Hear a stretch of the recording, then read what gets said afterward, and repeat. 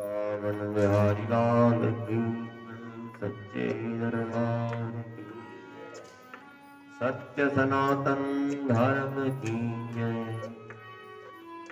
सियापति रामचंद्र भगवान की जय। जगदम्बा भगवान की जय। हनुमान जी महाराज की। लक्ष्मी नारायण हनुमान की जय। नमः पार्वती पतये हर हर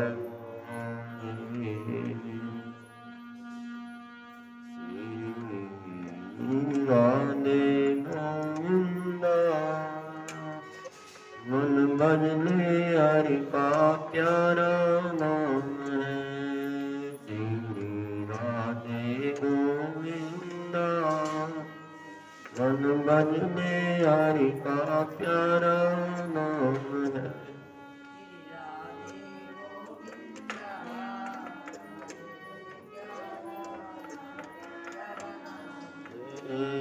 गोपाल हरि का प्यारा नाम है। नंदलाल हरि का प्यारा नाम है।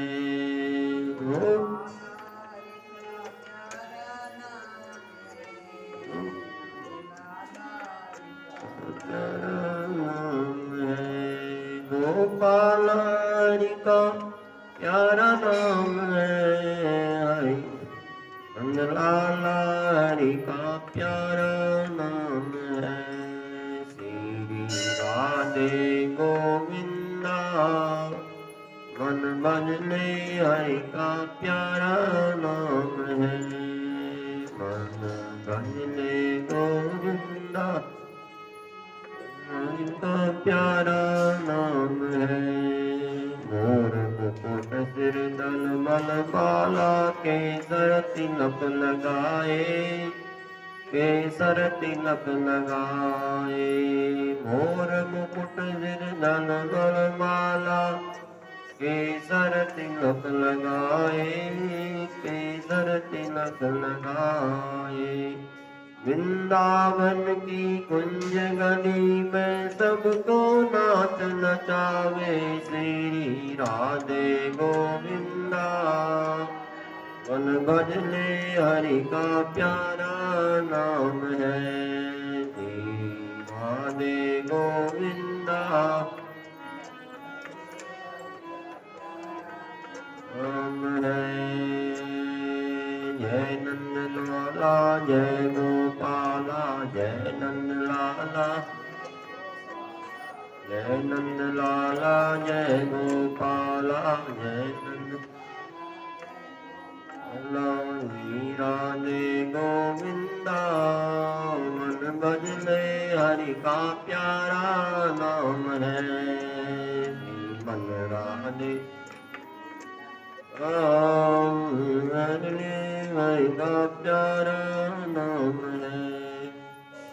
यमुना किनारे धेनु चरावे माधव मदन मुरारी। माधव मदन मुरारी। यमुना किनारे धेनु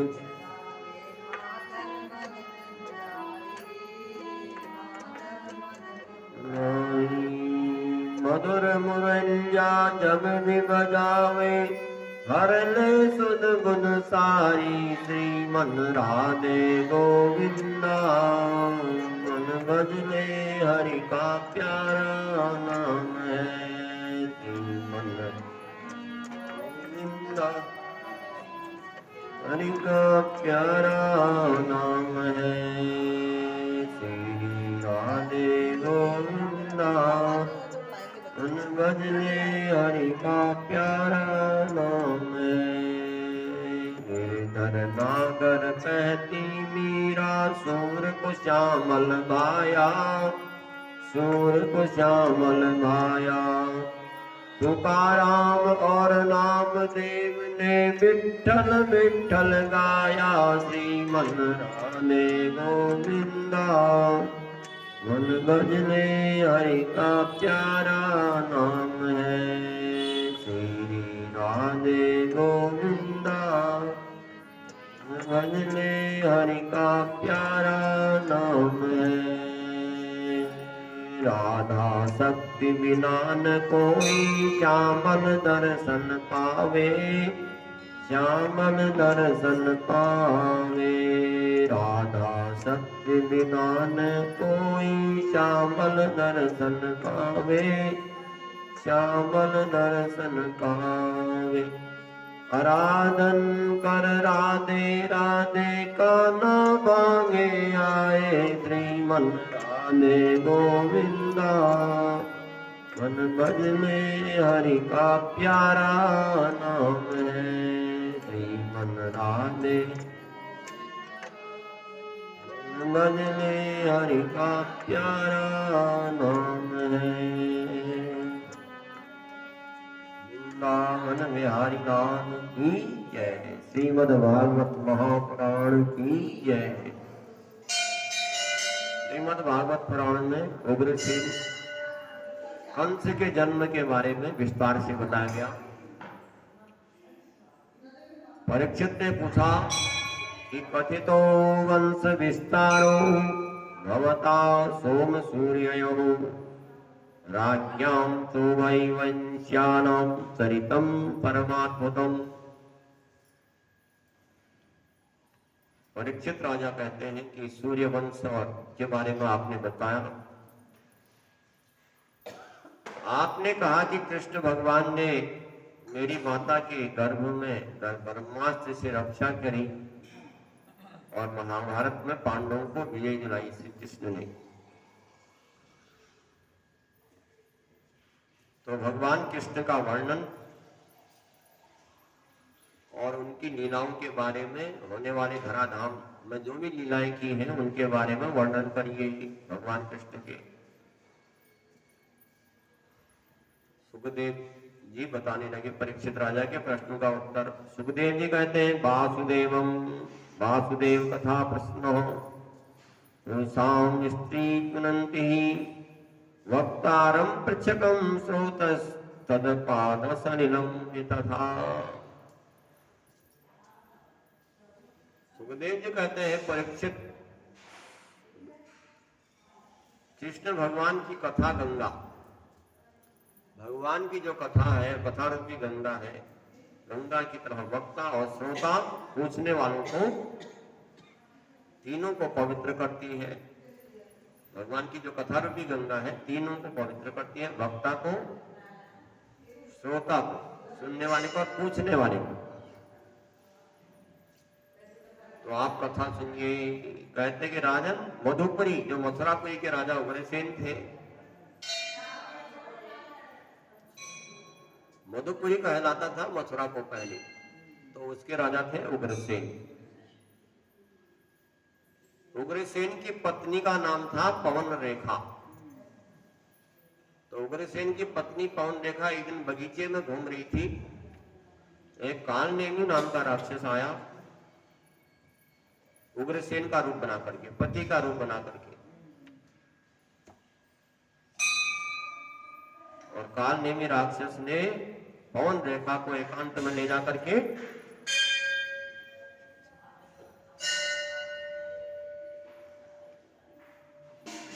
तो उसको जबरदस्ती ले गया, वो पवन रेखा को चुरा करके कालनेमी राक्षस अपने साथ उसने रखा। तो पवन रेखा सोचने लगी ये पति है, क्योंकि वह उसके पति के रूप बना करके गया था कालनेमी राक्षस। पवन रेखा कहने लगी पति समझ करके कि बोली पति ऐसा नहीं कीजिए, दिन रति किए पुण्य सब छीजे।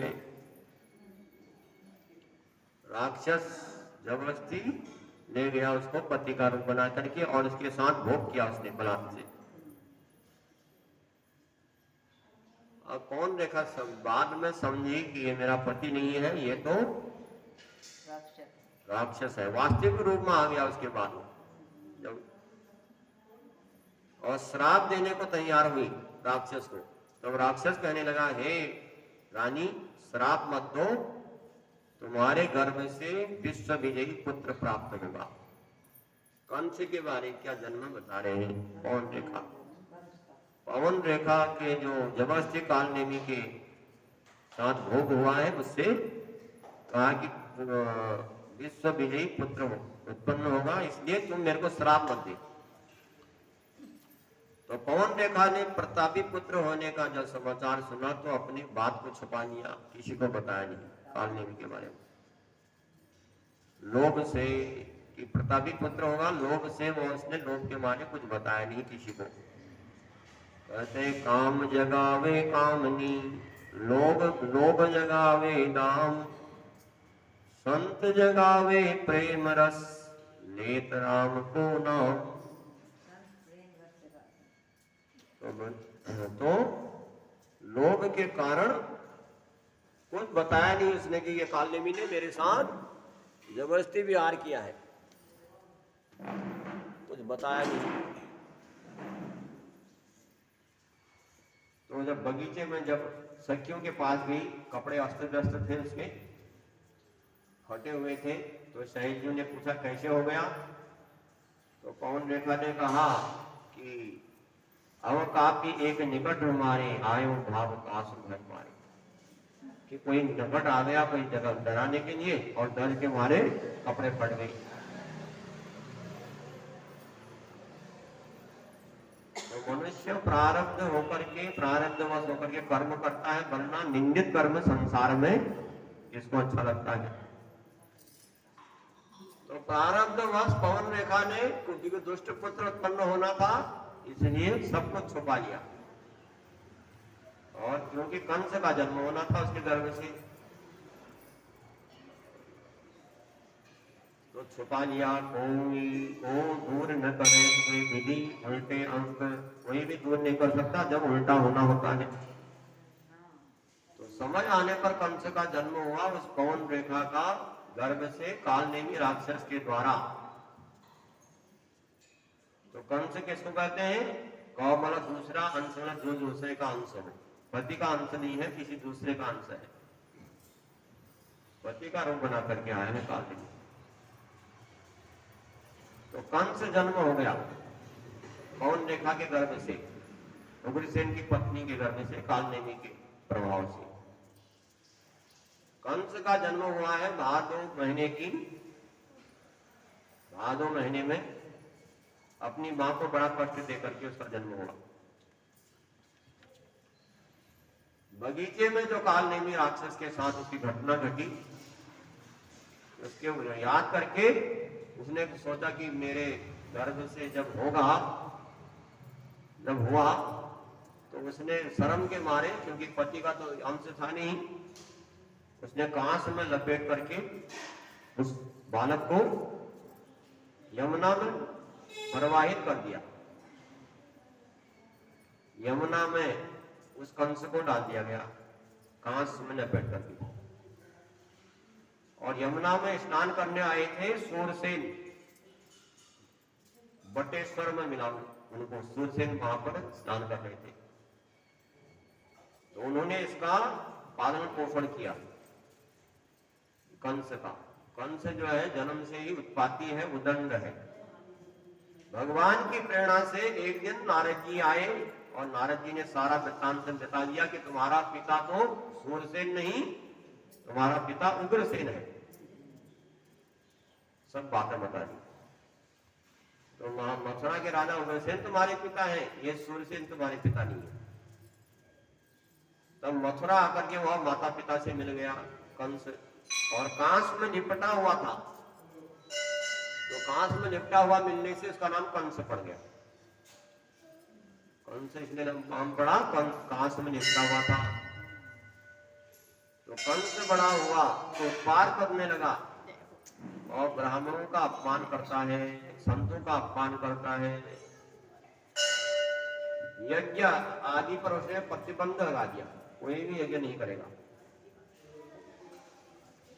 उसके साथी जो दुष्ट स्वभाव के थे वो उसके साथ देने लगे।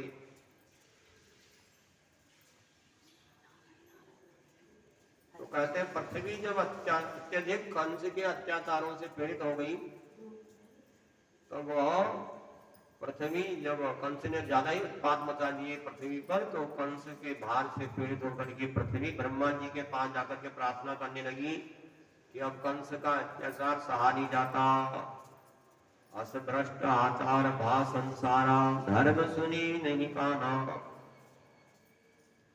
ब्रह्मा जी सब देवों ने मिलकर के भगवान से प्रार्थना करी कंस के अत्याचारों के बारे में। प्रार्थना सुनकर के आकाशवाणी हुई। तब आकाशवाणी हुई कि वसुदेव गृहे साक्षात भगवान पुरुषोत्तमः जनिष्यति तो पिनियार्थे समुन्तो स्नेह। भगवान जन्म अवतार लेंगे वसुदेव गृहे साक्षात। कहते हैं जनि डर पुण्य सिंध सुरेशा तुम ही लागे धर्म नरेशा। जब पृथ्वी में अत्याचार बढ़ जाता है तो भगवान को अवतार लेना पड़ता है। गीता जी में कहा कहेंगे परित्राणाय साधूनां विनाशाय च दुष्कृतां धर्म संस्थापनार्थाय संभवामि युगे युगे। जब जब पृथ्वी में अत्याचार अनाचार बढ़ता है तो भगवान को अवतार लेना पड़ता है। जब जब हो ये धर्म की हानि बाढ़ी असुर अधम अभिमानी। मानस में कहा गया कि जब जब धर्म की हानि होती है और असुर धर्म अभिमान में आ जाते हैं तब तब प्रभु धनी मनुष्य शरीरा हरहि कृपा निधि सज्जन पीरा। भगवान कंस का अत्याचार इतना बड़ा कि अपने पिता उग्रसेन को भी सताने लगा, तो माता पिता को सताने लगा। तो आजकल के जमाने में बहुत से कंस हैं जो माता पिता को सताते हैं, उनका नाम कंस। कंस भी सताता अपने माता पिता को। तो आजकल तो बहुत कंस हैं संसार में जो माता पिता को सताते हैं। जो माता पिता को सताता है उसको कंस कहा जाए तो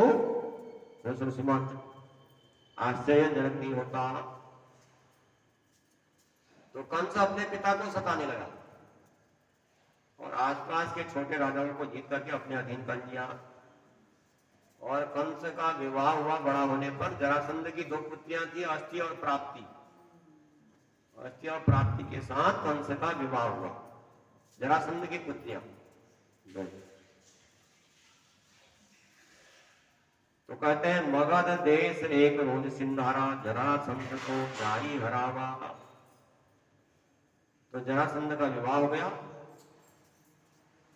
इसने अपने चाचा की पुत्री देवकी का विवाह किया सूरसेन के पुत्र सत्यवादी वसुदेव के साथ। देवकी का विवाह किया इसने, चाचा की लड़की है देवकी, सूरसेन के पुत्र वसुदेव है, उनके साथ विवाह किया और बड़ा धूमधाम से किया और बहुत सा दहेज भी दिया कंस ने वसुदेव को। कहते हैं हय गए संदन हेम पट रत्न अनेक दीन याचक सब पारितोष गए विदा कहिन पर दीन। गाय भी दी, धन भी दिया, सोना भी दिया और मांगने वालों को इतना धन दिया कि सब संतुष्ट हो गए। और बहन को विदा किया कंस। और जब कंस बड़ी बहन को बैठा करके रथ पर ले जा रहा है और विदा कर रहा था बैठा करके, तभी उस समय आकाशवाणी हुई कि कंस अष्टमो गर्भो हंत्वा या बहिषे बुधः। कंस बड़ी धूमधाम से विदा कर रहा है, स्वयं रथ पर बैठा करके चला रहा है। आकाशवाणी ने कहा कि क्या करता है रे मूर्ख, इस बहन को इतनी प्रसन्नता के साथ तो विदा कर रहा है और इसी का 8वां पुत्र तेरा काल बनेगा। तो कंस की आंखें ने आकाशवाणी की, इतना प्यार क्यों करता है इस बहन को, इसका गर्भ तेरा 8वां काल बनेगा। तो आकाशवाणी सुनी तो क्रोधित हो गया कंस ने, म्यान में से तलवार निकाल ली और देवकी के बाल पकड़ करके मारने को तैयार हो गया। सोचने लगा कि न रहेगा बांस न बजेगी बांसुरी, क्योंकि मैं देवकी को ही समाप्त कर दूं तो आष्टक गर्भ कहां से होगा। तो बाल पकड़ लिया देवकी के, और ज्ञान जो है चमचमाती हुई तलवार निकाल करके चलाने को तैयार हो गया देवकी पर। अब वसुदेव जी सोचने लगे कि दुष्ट से कैसे छुड़ाऊं, पत्नी को कैसे इसको समझाऊं।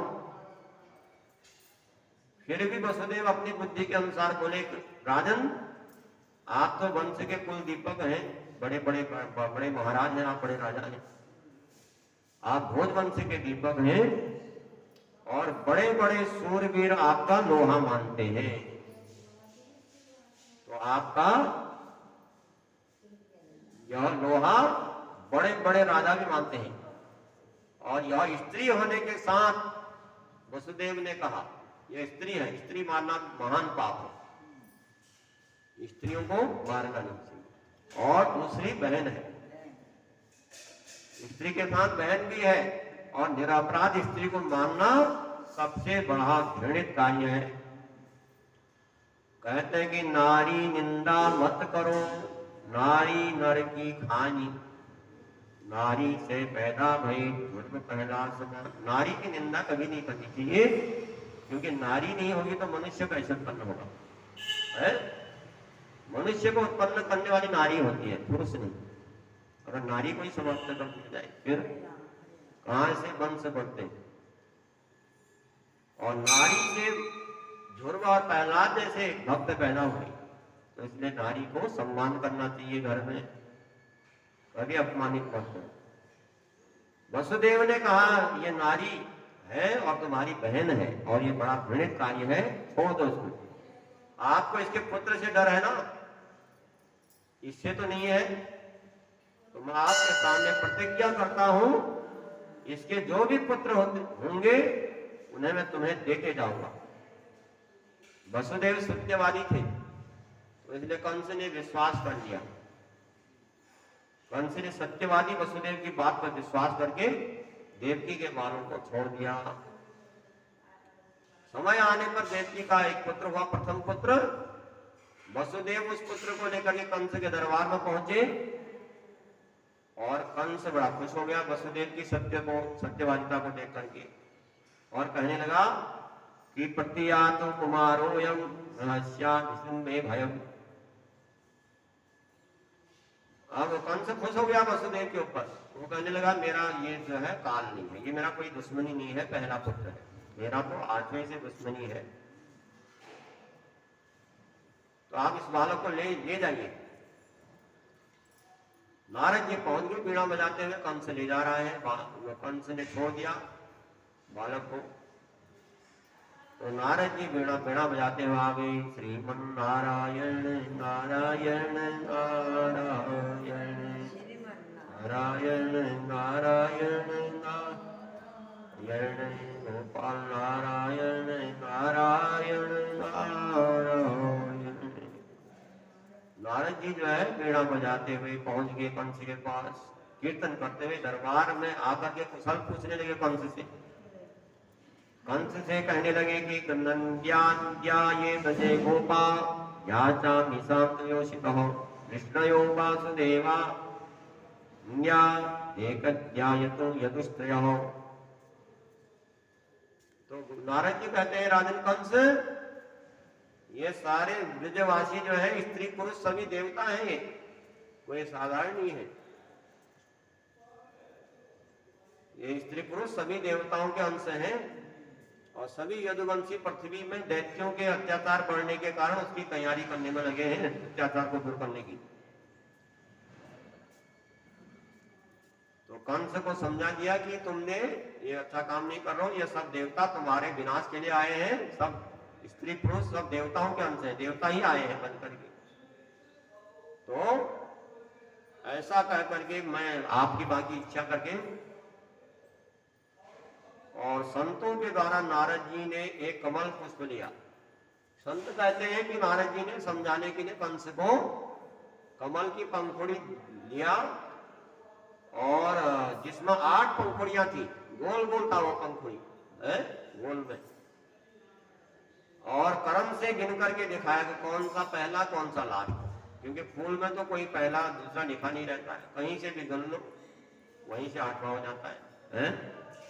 पहले से गिन लो, दूसरे से गिन लो, क्योंकि लाइन में तो है नहीं, गोलाकार में है। तो इधर गिन करके दिखाया, उधर इधर उधर से भाव था कि हर पंखुड़ियां 8वीं हो सकती है। तो नारद जी को कंस को समझा करके चले गए कि कोई भी 8वां हो सकता है। और कंस ने तुरंत उस बालक को जो वापस कर दिया था, वापस मंगवा लिया वसुदेव से और मार दिया बालक को मंगवा करके, और वसुदेव और देवकी को कारागार में डाल दिया। कहते हैं देवकी वसुदेवम गृहं निगणे गहे जातम जातम तनहा, और बेड़ियों से जकड़ करके जेल में डाल करके प्रत्येक पुत्र को भगवान समझ करके मारने लगा। जब जब वसुदेव सत्यवादी थे, हर पुत्र को लाते थे, हर कोई को मार देता था कंस। शास्त्र कहते हैं कि प्राणों का भय और लोभी राजा अपने मार्ग का कंटक समझ करके अपने माता पिता मित्रों की भी हत्या कर देता है। लोभी राजा जो है प्राणों के डर से अपने माता पिता की हत्या करने में कोई कसर नहीं छोड़ता। तो मातरम पितरम भ्रातम सर्वाश्चम श्रद्धा, तो कंस ये जानकर के पूर्व जन्म में कालनेमी था, कंस को पता था कि पूर्व जन्म में कालनेमी था और विष्णु के हाथ में मारा गया था, ऐसा सोच करके उसने यादवों से बैर ठान लिया था। अपने पिता उग्रसेन को, जो यदुवंशी अंधक और भोजवंशियों के राजा थे, बंदी बना करके जेल में डाल करके सभी राजाओं उसने स्वयं राजसिंहासन पर बैठ गया। अपने साथी और सहयोगियों के द्वारा यदुवंशी प्रलंबचारणम तृणावर्त महेशनमो मुष्टिक दिव्य पूतना केशी धन कहे। यदुवंशियों को सताने लगा कंस। देवकी के 6 पुत्रों को मार दिया कंस ने। 7वें में जब बलराम जी गर्भ में आए तो भगवान ने अपनी योग माया से उस गर्भ को माता रोहिणी के गर्भ में स्थापित कर दिया। उस देवकी के गर्भ से निकाल करके माया के द्वारा, योग माया के द्वारा रोहिणी के गर्भ में स्थापित कर दिया। और भगवान ने योग माया को उपहार स्वरूप कहा कि जब मैं देवकी के गर्भ में आऊंगा तब तुम यशोदा के गर्भ से उत्पन्न होना। भगवान ने समझाया योग माया को, तुम यशोदा के गर्भ से उत्पन्न होना, मैं देवकी के गर्भ से उत्पन्न होऊंगा। लोग कलयुग में अनेक नामों से तुम्हारी पूजा करेंगे। नाम कल्याणी कुर्वंती स्थानी नरामुगी दुर्गे भद्रकाली विजया वैष्णवी, और तुम्हारे अनेक नाम होंगे। जयंती मंगला काली भद्रकाली कपालिनी, है अनेक नामों से तुम्हारी पूजा की जाएगी। तो एक गर्भ से दूसरे गर्भ में संकर्षण करने के कारण उनका नाम संकर्षण पड़ गया।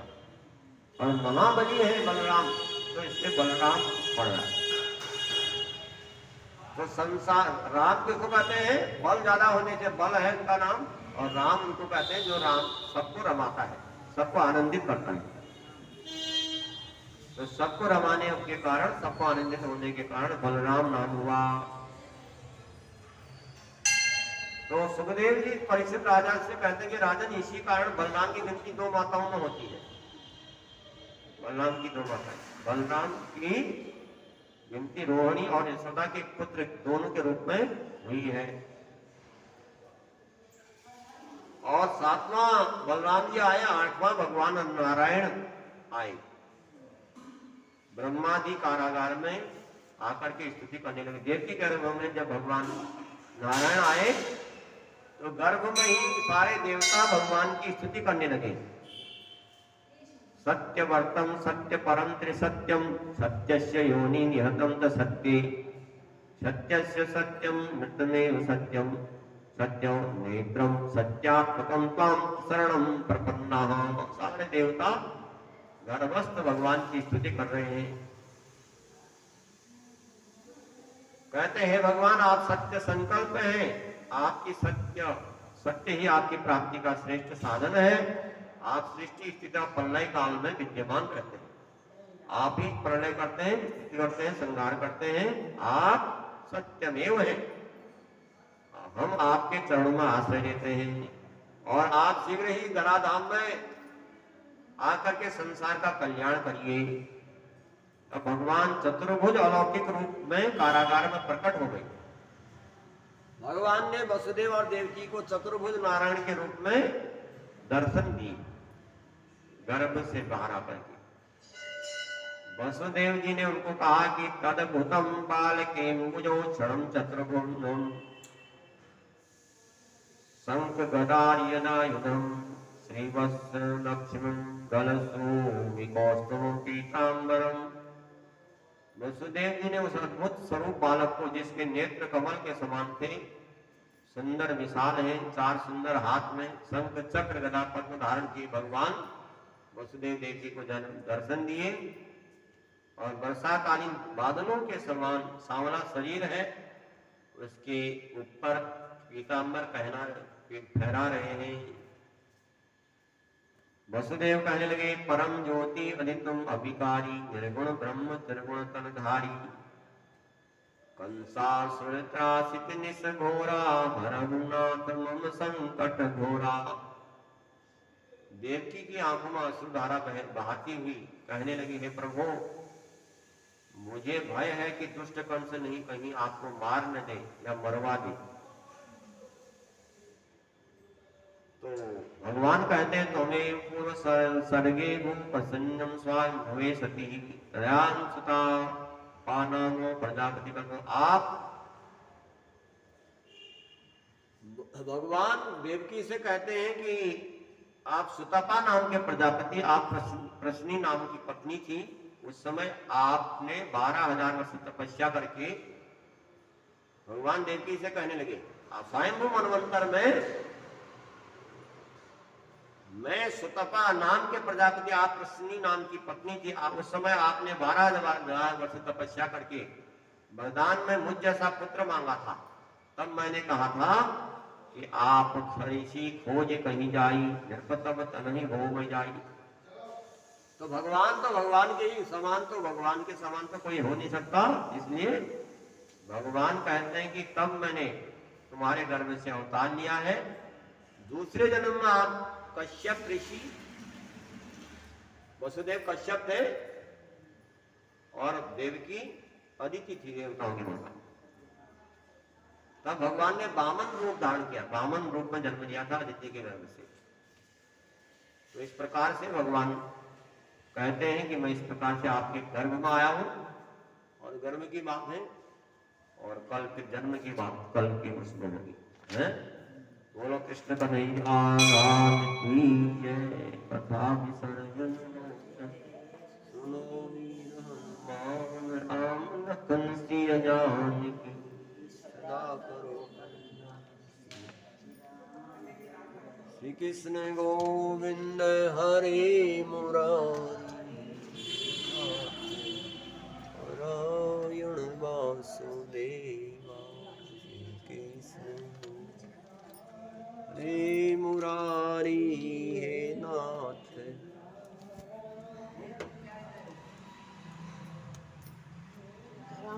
पैसे